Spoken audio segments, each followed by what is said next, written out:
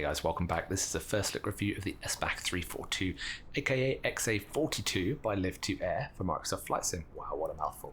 This is an aeroplane that has just recently come out, and I'm going to be pulling the wings off it and seeing what is possible and what is not. What I will say is this is more like an open beta version, but the developer is actively fixing bugs, and we're now up to version 1.15. Originally, this model was purchased from cgaviator and then converted for use from Microsoft Flight Sim, just so you know what you're getting. It's not a custom-made model for the simulator. And some of the textures need a lot of updating, which is a bit disappointing. And the further away the camera gets, the more lines you'll see in the paintwork. Not so bad if you've got a white paintwork, but anything like a red, as you'll see at the end of the video, it's not particularly good. But here are the liveries. You get 6 liveries, another couple available on the website. But let's jump into the cockpit and have a look around. So here's the rear cockpit, is where the captain sits. The textures are reasonable, the animations are there, the toe brake animation is not there, and there's no parking brake. But it's all functional, you've got circuit breakers that work, and it's very easy to switch on. There's a couple of gaps in terms of the main display, you can see through to the outside world, but that again will be fixed. And you've got an iPad as well. We'll talk through a quick startup in a moment. I'm not going to go through all the things you can do on the iPad, but there's lots of clutter, which in my mind is a little excessive. I mean, why would you have such a large truck? But that said, the modelling of the truck, wherever it came from, is as good, if not better, than the aircraft. I quite like it. It'd be better if you could drive it. The car you also can't drive and is hollow, but I guess it's a nice advert for LivToAir.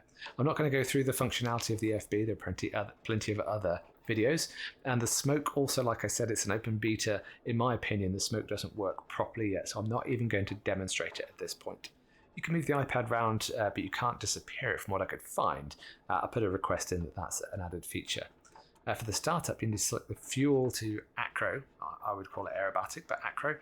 And then switch on the batteries, switch on the avionics master, and then you're ready to start. Before you do though, I recommend at this stage for this version that you switch off the synthetic vision, because I found it caused a lot of stutters. Just press menu, press enter, and that'll cycle through.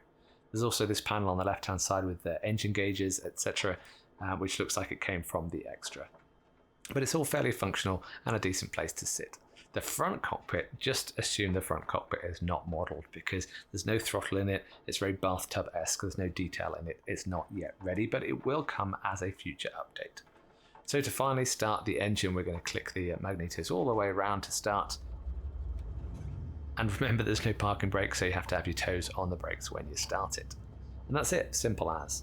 Now I'm told there's the bug with Microsoft Flight Sim, and it sounds absolutely plausible that if you were to switch the fuel selector to the off position, the engine stops, but if you hit Control and E, the engine will start again. Now I think that happens with most aircraft. Try it, test it, let me know in the comments if that's a factor. But again, that's fed back, and hopefully Microsoft and Asobo fix that bug. Plenty of bugs I'll be discussing that are also Microsoft and Asobo's issues that I pray that they fix. But the ground handling is really simple, even though it's a tail dragger. Visibility is okay, but it's a movable tail wheel as opposed to a proper differential braking system, again because Asobo haven't properly implemented something that works. Whilst we're sat here, I wouldn't recommend applying power against brakes, because at 15 to 1600 RPM, the tail wheel becomes very lively, and you can actually fly it as you need to, which I don't think is realistic. Again, if you've got experience in these aircraft types, let me know, put it in the comments, it's really useful to find out. So for takeoff, I thoroughly recommend that you just release the brakes and then apply the power. The tail comes up very quickly, the visibility is excellent, and the thing accelerates like a whipped rabbit, which is a little bit unrealistic, I think, but that's just my perception. This version, the 1.15, like I said, has updated flight dynamics, so the roll rate is a bit more controllable, it's less twitchy than the previous version, 1.1, but you're still expecting about 450 degrees a second, so very, very rapid. But this is full deflection to the left. And you know what, I don't think it's quite there at the 450 again. I haven't got my stopwatch out, but I think we slowed it down a bit. Here's max G, so near VNE of 225, and all I could get was 5.5 to 6, but actually the airframe is limited to 10, so there needs to be more lift available for the wings.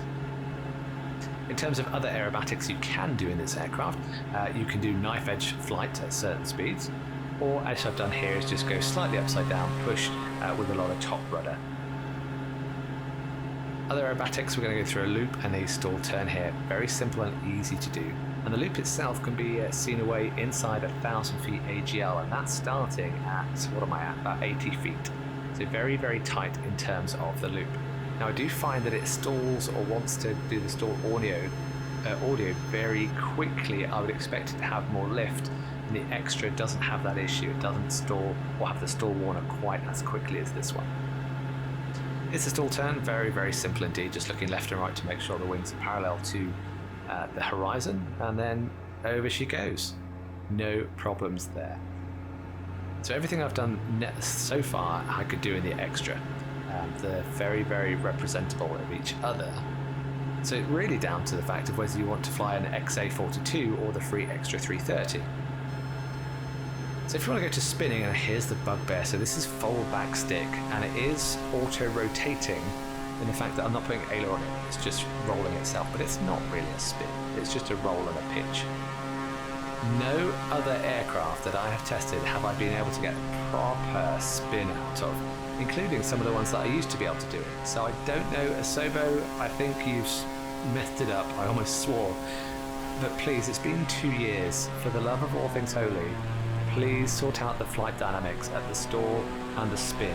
If you need my number, ask me and I'm happy to help. But it's a little bit of a shame, especially given that these aerobatic aircraft should be flown on the limits. But here we go, tumbles. You can do tumbling, so this is pushing using left rudder and left aileron. And it tumbles like that. It's not a spin, but it does rotate very quickly. And you can finish it crisply.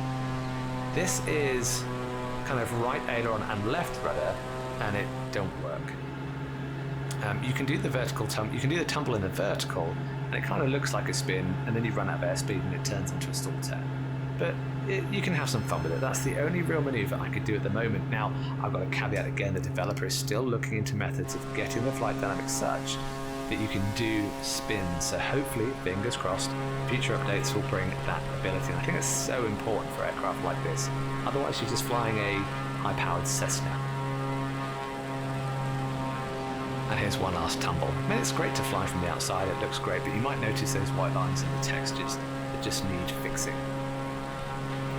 And here's the inverted kind of top rudder pass. The airfield, by the way, is by Orbex, just south of RF Valley. Great little scenery, and yes, those wind turbines are actually there on the airfield. Utterly ridiculous. So there goes, only one thing left to do, and that's to land this thing, and that is infamously tricky given the type of aircraft, tail dragger, high performance, no flaps. And the aircraft is supposed to stall, well, Wikipedia suggests 54 knots. I'm not suggesting Wikipedia is the oracle. The developers suggest about 60 knots, but I find with any back pressure at all, it'll stall as early as 65 to 70. So 90 knots around the final turn is a reasonable guess. Don't come in steep, otherwise you won't lose the speed very quickly. You can use custom cameras to look left and right side of the glare shield, or track IR. There's enough visibility that you can see. Now I'm down here at 80 knots. You can cross control, but that makes the flare kind of unstable. But here it's not too bad. I'm only losing that forward visibility in the last 50 feet or so. I touched down well, I'm quite happy with that. But again, I don't know if it's because there's a bit of snow cover and increased friction, but I haven't got any brakes applied, and this happens. Very disappointing. So, there we go. If you want to get out of the aircraft, you can't, because the canopy doesn't open. So it's very much like a default aircraft. So what do I think? I think this shouldn't be a final product. I don't think they should have released it quite as soon as they did, because there is so much that needs doing, specifically the textures on the outside, if not the flight dynamics for the spin. But it looks decent, it flies alright. If you love the XA42, then maybe this is the aircraft for you. But for the price, for $17 to €20, depending on where you buy it, I think it's a little overpriced for what it is. But if the developer is sticking to the promise and produces all the goods, it might turn into something good in the next few months.